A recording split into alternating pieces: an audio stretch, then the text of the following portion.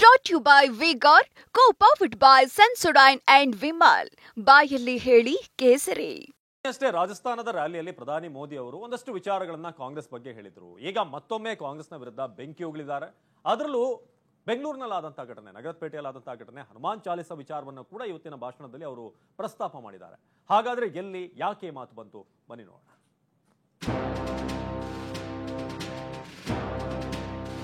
अपनी छोटी सी दुकान में एक गरीब आदमी भक्ति भाव से प्रभु हनुमान जी का स्मरण करते हुए हनुमान चालीसा सुन रहा था, उसको लहू लहान कर दिया गया। आपकी संपत्ति छीनकर उनके खास लोगों को बांटने की गहरी साजिश रचकर बैठी है. ಕಾಂಗ್ರೆಸ್ ವಿರುದ್ಧ ಪ್ರಧಾನಿ ಮೋದಿ ಮತ್ತೆ ಬೆಂಕಿ ಉಗುಳಿದ್ದಾರೆ. ಮೊನ್ನೆಯಷ್ಟೇ ಕಾಂಗ್ರೆಸ್ ಅಧಿಕಾರಕ್ಕೆ ಬಂದ್ರೆ ಮಹಿಳೆಯರ ಮಾಂಗಲ್ಯ ಸರವು ಇರಲ್ಲ ಎಂದಿದ್ದ ಮೋದಿ, ಕಾಂಗ್ರೆಸ್ ಆಡಳಿತ ಇರೋ ರಾಜ್ಯದಲ್ಲಿ ಹಲ್ಲೆಗಳೇ ಜಾಸ್ತಿ ಅಂತ ಕಿಡಿಕಾರಿದ್ದಾರೆ.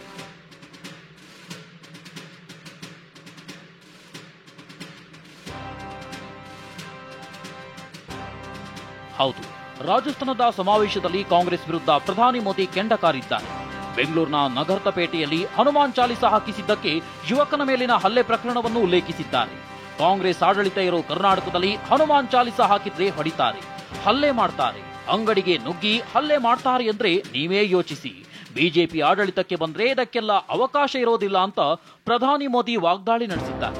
कांग्रेस के शासन वाले कर्नाटका की कुछ दिन पहले वहां एक छोटा दुकानदार, उसको सिर्फ इसलिए बुरी तरह से पीटा गया, लहू लुहान कर दिया गया, क्योंकि वो अपनी दुकान में बैठे बैठे हनुमान चालीसा सुन रहा था. ये कांग्रेस की कर्नाटका की सरकार का काम देखिए. अपनी छोटी सी दुकान में एक गरीब आदमी भक्ति भाव से प्रभु हनुमान जी का स्मरण करते हुए हनुमान चालीसा सुन रहा था, उसको लहू लहान कर दिया गया.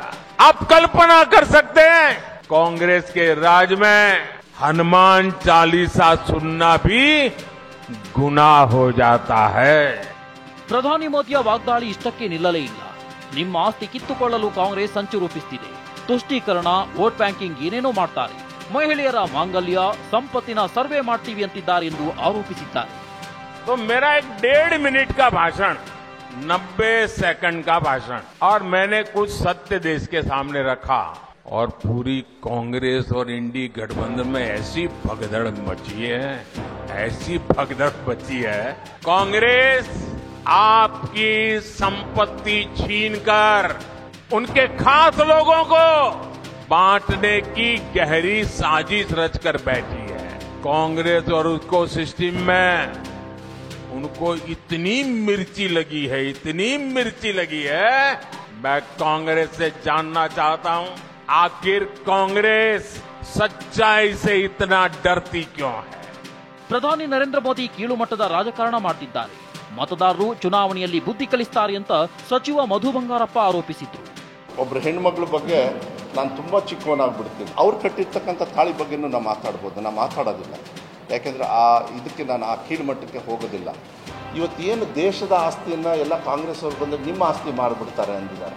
ಇದುವರೆಗೂ ಎಷ್ಟು ಪಬ್ಲಿಕ್ ಸೆಕ್ಟರ್ನ ನೀವು ಮಾರಿದ್ದೀರಿ ಹೇಳಿ ನೋಡಿ. VSL ಆ ಹಂತದಲ್ಲಿ ಬಂದಿದೆ. ಅವ್ರು ಹೇಳಿರೋದು ದೇಶದ ನಿಮ್ಮ ಆಸ್ತಿ ಮಾಡ್ತೀವಿ, ಪ್ರೈವೇಟ್ ಆಸ್ತಿನ ನಿಮ್ಗೆಲ್ಲರದು ಆಸ್ತಿ ಮಾಡಿಬಿಡ್ತಾರಂತೆ ಕಾಂಗ್ರೆಸ್ ಅವ್ರು ಬಂದರೆ. ಈ ದೇಶದ ಸಂಪತ್ತನ್ನು ಫಸ್ಟ್ ಲೂಟಿ ಹೊಡೆದು ಹಾಳು ಮಾಡಿರೋದೇ BJP ಅವರು.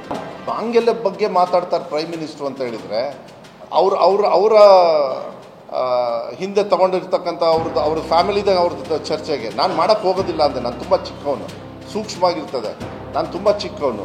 ಆ ಮಾಂಗಲ್ಯನ ರಾಜಕಾರಣಕ್ಕೆ ತಂದು ಮತ ಕೇಳ್ತಾರಲ್ಲ ಅಂತ ಅದನ್ನೇ ಹೇಳಿದ್ದೆ. ಇಷ್ಟು ದೊಡ್ಡಕ್ಕೆ ಪೇಪರಲ್ಲಿ ಬರ್ತಕ್ಕಂಥ ವ್ಯವಸ್ಥೆ ನಮ್ಮ ದೇಶದಲ್ಲಿ ಆದರೆ ಹೆಣ್ಣುಮಕ್ಳು ಮಾಂಗಲ್ಯ ಬಗ್ಗೆ ಚರ್ಚೆ ಆಗ್ತದೆ ಅಂತ ಹೇಳಿದರೆ ಇದು ಸರಿನಾ? ನೀವೇ ಹೇಳ್ರಿ ನೋಡೋಣ. ಮೋದಿ ಹೋದಲೆಲ್ಲ ಕಾಂಗ್ರೆಸ್ನ ಕೆಣಕುತ್ತಿದ್ದಾರೆ. ಅದರಲ್ಲೂ ತಮ್ಮ 10 ವರ್ಷದ ಸಾಧನೆಗಳನ್ನ ಹೇಳಿಕೊಳ್ಳೋದಕ್ಕಿಂತಲೂ ಹೆಚ್ಚಾಗಿ ಭಾವನಾತ್ಮಕ ವಿಷಯಗಳನ್ನೇ ಮುಂದಿಟ್ಟುಕೊಂಡು ಕಾಂಗ್ರೆಸ್ನ ಖೆಡ್ಡಾಕ್ಕೆ ಕೆಡುವುದಕ್ಕೆ ಯತ್ನಿಸಿದ್ದಾರೆ. ಆದರೆ ಕಾಂಗ್ರೆಸ್ ಕೈಕಟ್ಟಿ ಕೂರುವ ಸ್ಥಿತಿಯಲ್ಲಂತೂ ಇಲ್ಲ. ಮೋದಿಗೆ ಮಾತ್ನಲ್ಲೇ ಮರ್ಮಾಘಾತ ಕೊಡ್ತಿದೆ. ಇದು ಯಾರಿಗೆ ಎಷ್ಟು ಲಾಭ ತರುತ್ತೋ ನೋಡಬೇಕು. Bureau report, TV9. Brought you by Vigor, co powered by Sensodyne and Vimal. ಬಾಯಲ್ಲಿ ಹೇಳಿ ಕೇಸರಿ.